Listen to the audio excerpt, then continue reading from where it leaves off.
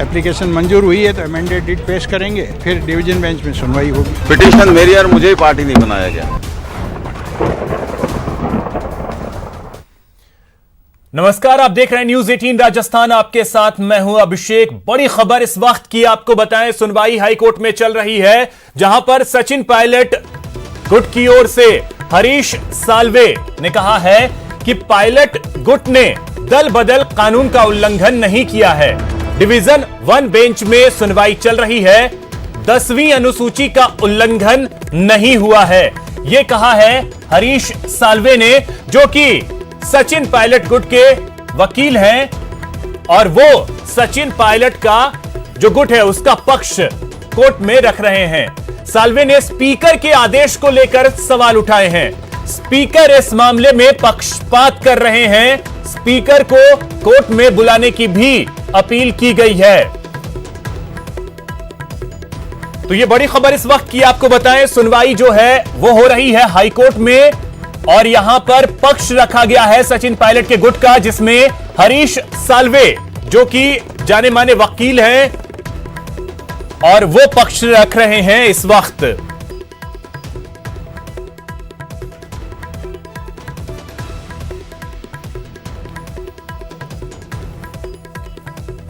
तो चलिए इस पर चर्चा करते हैं। हमारे साथ एक गेस्ट पैनल भी जुड़ा हुआ है, लगातार हमारे साथ वो जुड़े हुए हैं सुरेश जी, मुकेश जी और साथ ही साथ ओपी मिश्रा जी जो कि वकील हैं, हमारे साथ जुड़े हुए। एक बार फिर से मैं आप सभी का स्वागत करता हूं। सबसे पहले ओपी मिश्रा जी, आप ही के पास आना चाहूंगा और आप ही से समझना चाहूंगा, जो अभी मैंने ब्रेकिंग पढ़ी उसमें यह कहा गया है कि सचिन पायलट गुट की तरफ से दल बदल कानून का उल्लंघन नहीं किया गया है, यह हरीश साल्वे ने कहा है। अभी तक की जो परिस्थिति आपने देखी है उस पर आप का अनुभव क्या कहता है? देखिए, 10th शेड्यूल जो है वो इस तरह से बताता है कि पार्टी ने आपको आदेश कर दिया हो कि हाउस की मीटिंग में आपको उपस्थित होना है। हाउस, अगर अपन पार्लियामेंट की बात करें तो पार्लियामेंट का हाउस हो गया या लेजिस्लेटिव असेंबली का हाउस हो गया। उसके लिए स्पीकर साहब, पार्टी की तरफ से नोटिस जाता है कि आपको उस मीटिंग के अंदर रहना है। तो हाउस की मीटिंग का सवाल है, उसमें अगर वो ना रहते हैं तो एक डिस्क्वालिफिकेशन जो है ये हो सकती है। लेकिन ऐसी स्थिति में कोई हाउस का नोटिस गया हो, मेरी जानकारी में नहीं है। एक पर्टिकुलर जगह पर एक दिन के बाद में उपस्थित होने का नोटिस दिया गया है और वो चैलेंज किया गया है। तो ये सब्जेक्ट 10 से अपनी जो अनुसूची है, शेड्यूल 10 है, उससे रिलेटेड नहीं लगता, उसका कोई उल्लंघन प्राइमा फेसी नहीं लगता है। तो यानी कि आपके अनुसार अगर मैं कहूं तो जो ये 10वीं अनुसूची के उल्लंघन की बात कही गई है, जो याचिका लगाई गई है, वो उसमें यह स्पष्ट है कि सचिन पायलट गुट की तरफ से 10वीं अनुसूची का उल्लंघन नहीं किया गया है। जी बिल्कुल। अब सुरेश जी, इसी को आपसे अगर विस्तार से समझे, जैसे देखिए कानून का जो पहलू है उसी को लेकर के हाईकोर्ट चीजों को आगे बढ़ेगा, उसमें बाहर जो बयानबाजी हुई वो चीजें कोई मैटर नहीं करती हैं। तो अब जिस तरीके से 10वीं अनुसूची का उल्लंघन जब हुआ ही नहीं है, तो फिर सदस्यता पे किस हद तक खतरा हो सकता है? साहब, आपने 2 प्रश्न कर दिए। एक ये कि सदस्यता को खतरा किस तरह से हो सकता है। मेरा कहना यह है कि 10वीं अनुसूची का उल्लंघन हुआ या नहीं हुआ, इसके गुणावगुण पर अभी माननीय अध्यक्ष महोदय ने न विचार किया है, न इस पर कोई बहस हुई है। एक सिंपली रिट पिटीशन दायर हुई, उस रिट पिटीशन में के साथ जो इन 19 सदस्यों को अलग अलग नोटिस दिए गए थे उनकी पार्टी के द्वारा, चीफ विप के द्वारा, उस नोटिस में यह था कि ये पहली मीटिंग इस तरह से हो रही है क्योंकि एसओजी में मामला चला गया, खरीद फरोख्त चल रही है, सरकार को गिराने की साजिश हो रही है, उस पर विचार किया जाएगा।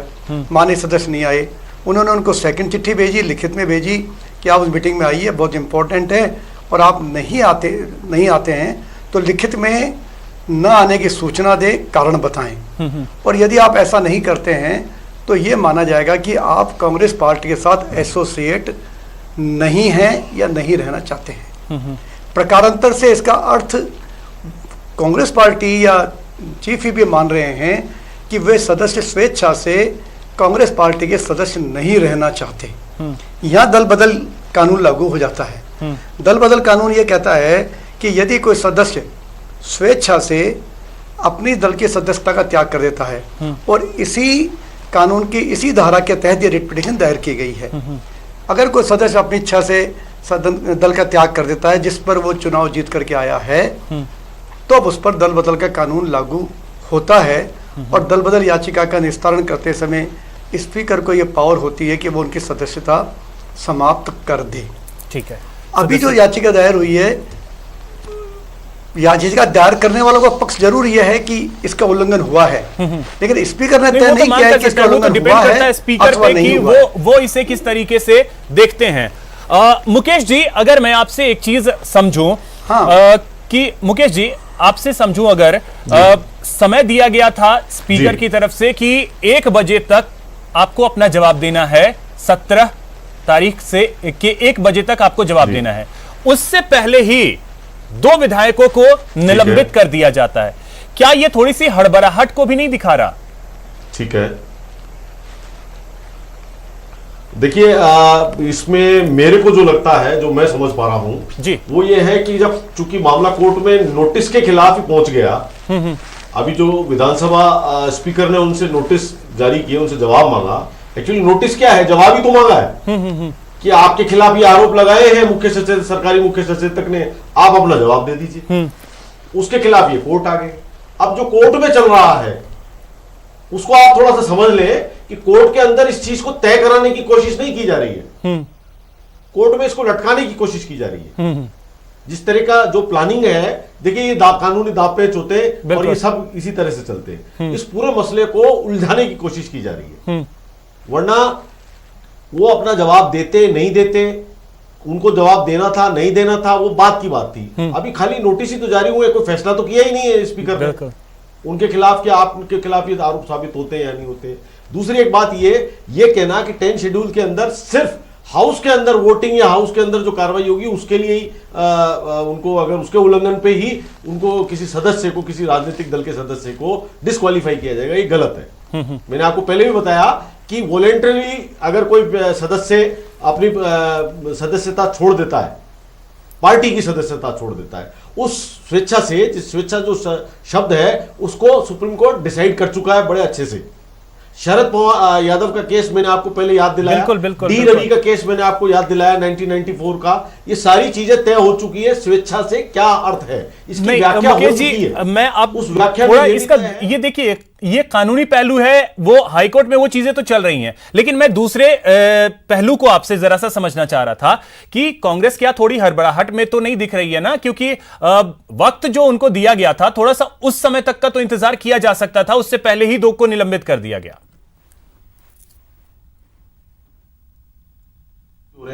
वो एक्चुअली वो अलग केस है, ये अलग केस हो गया। दोनों चीजें अलग अलग है, दोनों एक्ट अलग अलग है। वो क्रिमिनल एक्टिविटी मानी जा रही है, ये एक कॉन्स्टिट्यूशनल प्रोविजन जो है उसका उल्लंघन माना जा रहा है। जो संवैधानिक प्रावधान है उसका उल्लंघन मान करके नोटिस जारी किए जा रहे हैं। उसी की शिकायत की गई स्पीकर को महेश जोशी जी द्वारा। महेश जोशी जी की शिकायत पे स्पीकर ने उनको नोटिस दिए। ये बिल्कुल अलग इशू है। अब ये जो इशू है जिसको लेकर के इनकी मेंबरशिप निलंबित की गई है 2 MLAs की, वो क्रिमिनल एक्ट माना जा रहा है। वो कि साहब इन्होंने सरकार के मतलब ये रिकॉर्डिंग आई है, इसमें ये दोनों बात कर रहे हैं, पैसे के लेन देन की बात हो रही है, पार्टी तोड़ने की बात हो रही है, सरकार गिराने की बात हो रही है, जो भी बातें हो रही है उसमें, मैंने पूरा सुना नहीं है उस रिकॉर्डिंग को, जो भी बातें हो रही है, जो पढ़ा है अखबारों में, उसके हिसाब से मैं बता रहा हूं, तो वो क्रिमिनल एक्ट माना जा रहा है।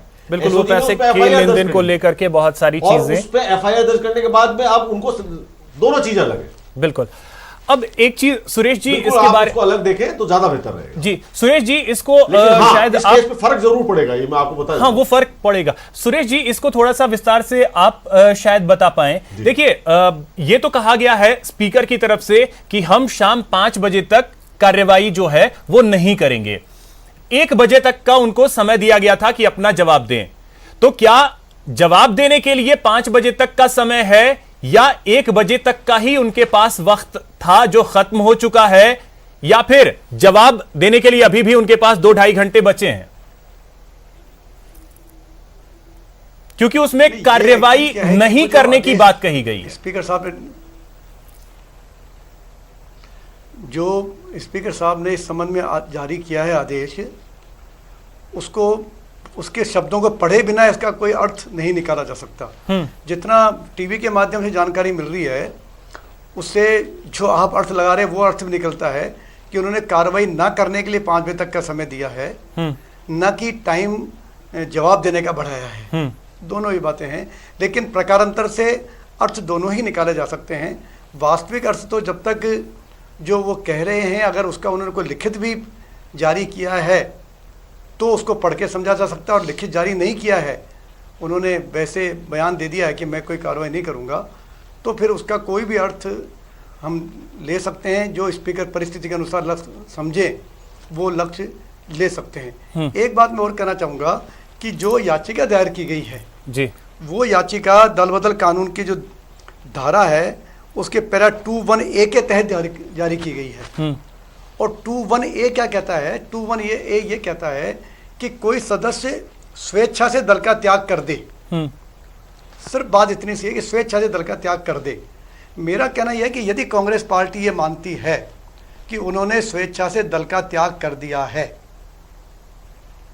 और इसी आधार पर उनको आरोपी मान करके दल बदल याचिका दायर की गई है, तो जो लोग आपके सदस्य ही नहीं हैं उन्हें आप कैसे निलंबित कर रहे हैं, ये कुछ समझ में कम से कम मेरे नहीं आ रहा। नहीं, लेकिन वो अभी डिसाइड नहीं हुआ ना, अभी तय नहीं हुआ। वो खुद तो मानते हैं ना। नहीं, उनके मानने से क्या होता, तय नहीं हुआ अभी।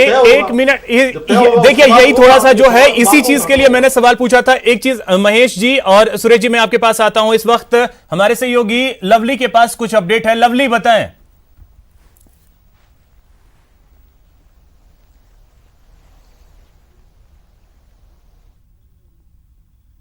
की ओर से जो तर्क जो दलील दी गई है, जो अभिषेक मनु सिंघवी ने इस बात को लेकर के जिक्र किया कि भाई उनकी बात का जवाब देते हुए हरीश साल्वे ने कहा कि पायलट ग्रुप ने किसी प्रकार का कोई विद्रोह नहीं किया है, यानी कोई विद्रोह नहीं किया। फ्रीडम ऑफ स्पीच उनको अधिकार है, उन्होंने अपने अधिकार का प्रयोग किया है, उन्होंने किसी प्रकार का कोई गलत काम नहीं किया। वो आलाकमान तक अपनी बात पहुंचाने गए थे और उनकी बात को वहां पर नहीं सुना गया। ऐसे में विधानसभा का दुरुपयोग करते हुए सीपी जोशी के माध्यम से अशोक गहलोत सरकार ने जो है उन्हें नोटिस जारी किए। सचिन पायलट ग्रुप की ओर से हरीश साल्वे ने यह भी तर्क रखा है कि विधानसभा के बाहर दल बदल कानून क्या जो प्रावधान है वो लागू नहीं होता है, तो ऐसे में विधानसभा अध्यक्ष को ये नोटिस देने का अधिकार ही नहीं है।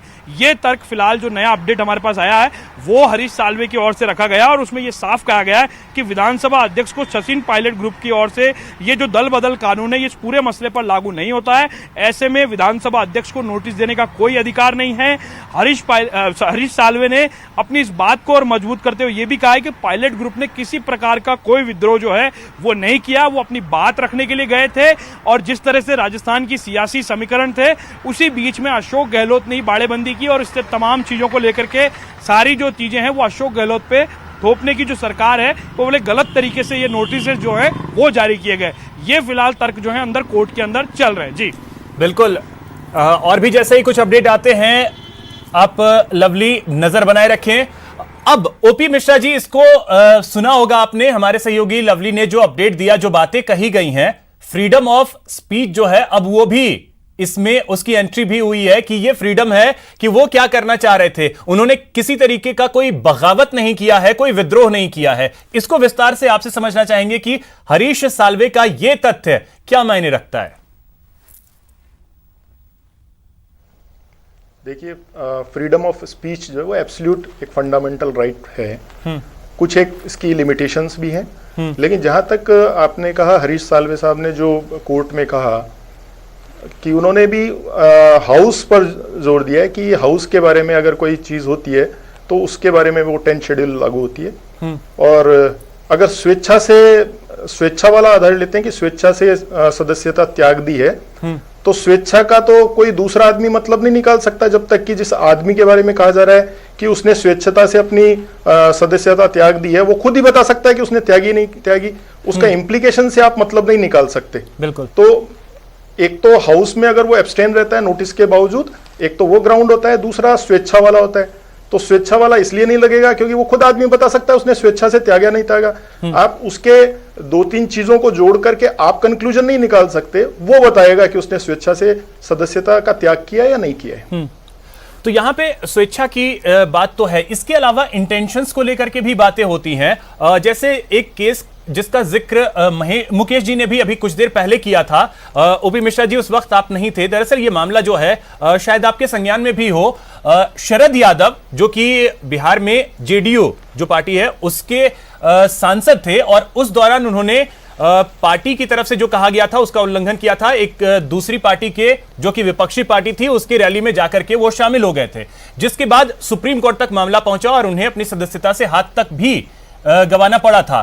तो ऐसे में नहीं लगता कि इंटेंशन जो होता है वो भी काफी मैटर करता है, और शायद यही वजह है कि सुप्रीम कोर्ट ने वो फैसला दिया और उनकी सदस्यता गई। वही हालात जो है यहां पे बने हैं, जो सचिन पायलट के गुट ने किया है, इंटेंशन तो कुछ उसी तरफ इशारा कर रहे हैं कि पार्टी के खिलाफ जो है वो बगावत है। देखिए जहां तक इंटेंशन का सवाल है, अभी मीडिया से के सोर्सेस से पता चला कि सचिन पायलट जी ने ये कहा कि मैं बीजेपी ज्वाइन नहीं करने जा रहा हूं, मैं कांग्रेस का सिपाही हूं, इस तरह से उनके बयान आए हैं जी। अब वो जिस तरह के स्टेटमेंट आ रहे हैं उस हिसाब से ये तो नहीं लग रहा कि वो पार्टी छोड़ करके जा रहे हैं। बिल्कुल, तो ऐसा नहीं कहा जा सकता कि वो दूसरी पार्टी में जा रहे हैं। तो यहाँ पर एक थोड़ा सा उस शरद पवार वाला केस और इस केस में थोड़ा फर्क है। बाकी और क्या स्टेटमेंट किस तरह के उनके रखे जाते हैं वो एक अलग है, सबजुडिस है कोर्ट के अंदर मामला। बिल्कुल, ये सबजुडिस है। मुकेश जी, यही चीज है जो उस समय भी मैं पूछते पूछते रह गया था कि अंतर जो है बस इतना ही सा का है, जिस चीज का जिक्र ओपी मिश्रा जी ने भी किया कि वहां का जो मामला था वो थोड़ा डिफरेंट है यहां के मामले से, क्योंकि इंटेंशन को लेकर के जो बातें सामने आई है, हमेशा जो पायलट का गुट है उसकी तरफ से यही कहा गया है कि हम बीजेपी नहीं जा रहे हैं, हम कांग्रेस में ही हैं, कहीं दूसरी जगह नहीं जा रहे हैं। तो शरद यादव ने थोड़ी कहा था कि वो किसी और पार्टी में जा रहे हैं। नहीं, वो दूसरी रैली में चले गए। शरद यादव ने कोई बयान नहीं दिया था कि हम किसी और पार्टी में शामिल। अरे रैली के अलावा भी उन्होंने बयानबाजी की थी। आप किसी भी मसले को कंक्लूसिवली देखेंगे, सारे मसले को ये बयान दिए, ये एक्टिविटी करी, इस तरह से इन्होंने यहाँ पे ट्विटर पे लिखा, अब फेसबुक पे लिखा, यहाँ ये करा, वहां वो करा, उस पूरे मटेरियल को रखा जाएगा, उसके आधार पे तय होगा। एग्जैक्टली ऐसी सिचुएशन थी, थोड़ी बहुत आगे कम ज्यादा होगी, फर्क हो सकता है उसमें, बाकी सिचुएशन एग्जैक्टली यही थी, सीन यही था। अगर आप याद करेंगे, बहुत पुराना मामला नहीं है, बिल्कुल 2017 का है, बिल्कुल है ना। आप फिर दूसरी बात आपने कहा इंटेंशन, दूसरा ये कहा जा रहा है कि साहब उनके एडवोकेट ने ये हाईकोर्ट में भी दलील दी है कि साहब बगावत नहीं की है। आप मुझे बताइए, ये बगावत नहीं है तो क्या है? इंटेंशन और कंडक्ट दोनों चीजें सामने हैं। हमने कांग्रेस छोड़ी भी नहीं, हम आएंगे भी नहीं, हम इसको स्वीकार भी नहीं करते हैं विधायक दल के नेता को। हमें बनाओ तो हम आ जाएंगे, इसको नहीं बनाओ, इसको बनाकर रखोगे तो हम नहीं आएंगे। तो और क्या चाहिए? मतलब बगावत क्या होती है? और मतलब वो बंदूकें चलाएं ला करके यहाँ पे सचिवालय पे कब्जा कर लें, तब जाके बगावत मानी जाएगी। चलिए, ये भी सही है। क्या होती है बगावत? लेकिन बगावत क्या होती है? यही होती है। थोड़ा सा अगर राजनीतिक पहलू इसका आपसे, और स्वेच्छाचारी का जो मैं फिर कह रहा हूं आपको, हाँ। एक मिनट मैं एक चीज और आपको याद दिला दूं जी। ये दोनों चीजें जो हैं वो सुप्रीम कोर्ट तय कर चुका है कि डिस्क्वालिफिकेशन में जरूरी नहीं है कि सदन के अंदर के आपका जो व्यवहार है वही आएगा, बल्कि बाहर का व्यवहार भी आपका आएगा। ये तय हो चुका है। बिल्कुल, सुप्रीम कोर्ट ने रवि कुमार के जजमेंट में 1994 में तय हो चुका है। बिल्कुल, लेकिन अब इसका 1994 बिल्कुल एक अगर मुकेश जी इसका राजनीतिक पहलू भी आपसे समझूं। देखिए, जिस तरीके से बयानबाजी शुरू हुई उसमें मुख्यमंत्री ने खुद क्लियर वे में बोला था कि अगर किसी को कोई समस्या थी तो वो पार्टी के प्लेटफॉर्म पे आता, पार्टी के प्लेटफॉर्म पे विधायकों की बैठक बुलाता और कहता कि मुझे विधायक दल के नेता से परेशानी है, उसके बाद अगर उन्हें बहुमत मिलता तो वो बनते, मुझे कोई तकलीफ नहीं है, मैं इन युवाओं का साथ देता हूं, उन्हें आगे बढ़ाना मेरा हमेशा से मकसद रहा है। क्या यही गलती शायद कर गए सचिन पायलट कि वो पार्टी प्लेटफॉर्म पे आने की बजाय जो है वो बाड़ेबंदी करने चले गए? देखिए, अब ये पूरी तरह से राजनीतिक प्रश्न है, क्योंकि उससे पहले तो हम जितनी भी हमने बातें की वो ज्यादातर बिल्कुल, इसीलिए मैंने कहा कि थोड़ा सा एक राजनीतिक पहलू इसका आपसे समझना चाहूंगा। ये पूरी तरह से जी राजनीतिक पहलू इसका आप हो सकता है कि अब इसका जवाब तो देखिए, हर व्यक्ति के इस मसले पे हर व्यक्ति का अपना अपना विचार हो सकता है, लेकिन आप जो कह रहे हैं उससे मेरे को मतलब अतिशोक्ति नहीं लग रही है कि हो सकता है कि अगर सचिन पायलट के पास ये एक बहुत बेहतरीन मौका था कि जब विधायक दल की बैठक बुलाई गई तो वो उस विधायक दल की बैठक में आकर के अपनी बात कह सकते थे।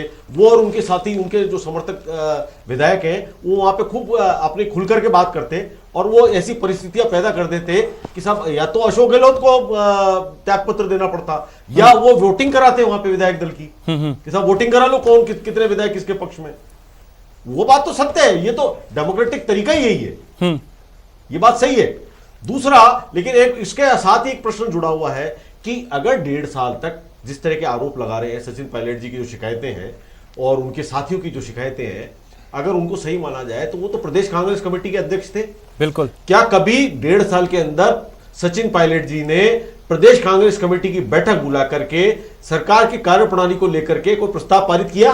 क्या किसी मंत्री के कार्यप्रणाली को लेकर उन्होंने कोई प्रस्ताव पारित किया एज ए पीसीसी चीफ?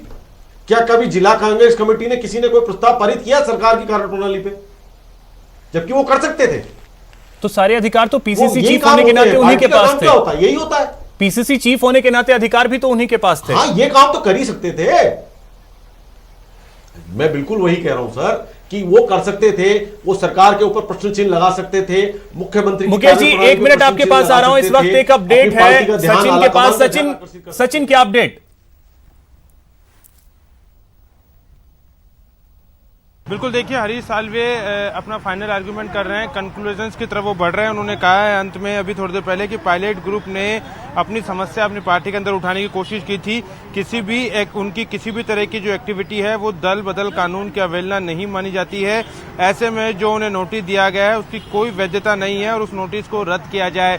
इस तरह के आर्गुमेंट जो है हरीश साल्वे की तरफ से दिए जा रहे हैं और उन्हें कहा भी गया है कि वो जल्दी से जल्दी अपने जो आर्गुमेंट्स हैं उसको कंक्लूड करे, उस आर्गुमेंट को खत्म करें, क्योंकि इसके बाद अभिषेक मनु सिंघवी जो हैं अपने आर्गुमेंट शुरू करेंगे। 1 घंटे से ज्यादा का समय हो चुका है जब लगातार हरीश साल्वे जो हैं अपने आर्गुमेंट कर रहे हैं, पेश कर रहे हैं और उनको कहा गया है कि वो समाप्त करे जल्द से जल्द। तो ऐसे में समाप्त की तरफ वो बढ़ते हुए फाइनली उन्होंने कहा है कि पायलट ग्रुप की ओर से किसी तरह का कोई ऐसी एक्टिविटी नहीं है जो कि दल बदल कानून के अंदर आती है, उसमें दल बदल कानून की कोई अवहेलना होती है। उन्होंने कहा है कि उन्होंने अपनी समस्या अपनी पार्टी के अंदर उठाई है और पार्टी में अपनी आवाज उठाना दल बदल कानून के तहत नहीं आता है। ऐसे में जो नोटिस दिए गए हैं उनकी कोई वैधता नहीं बनती है और इसे रद्द किया जाए। जी सुमित। तो हरीश साल्वे धीरे धीरे कंक्लूजन की तरफ बढ़ रहे हैं और उनका यही कहना है कि कोई भी ऐसी एक्टिविटी नहीं हुई है जो पार्टी के खिलाफ हो या दल बदल कानून को समर्थन करने वाला कोई एक्टिविटी जो उन्होंने किया हो। मुकेश जी, बात तो सेम ही एक तरीके से हरीश साल्वे की तरफ से कहा जा रहा है कि पार्टी के खिलाफ जाकर के कुछ नहीं किया है, तो फिर एक्टिविटी तो यही इशारा कर रही है कि पार्टी के खिलाफ ही आप जा रहे हैं।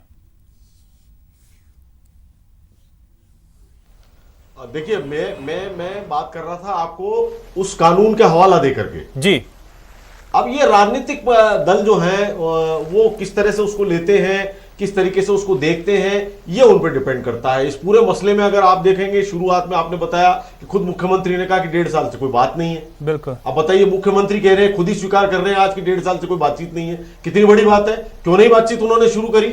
मुख्यमंत्री होने के नाते, विधायक दल का नेता होने के नाते उनकी भी जिम्मेदारी थी कि वो अपने डिप्टी चीफ मिनिस्टर और अपने पार्टी के जो चीफ हैं प्रदेश कांग्रेस कमेटी के, उनसे लगातार संवाद रखें। ये मुख्यमंत्री की भी जिम्मेदारी बनती है, ये कोई दूसरे पार्टी की जिम्मेदारी थोड़ी बनती है।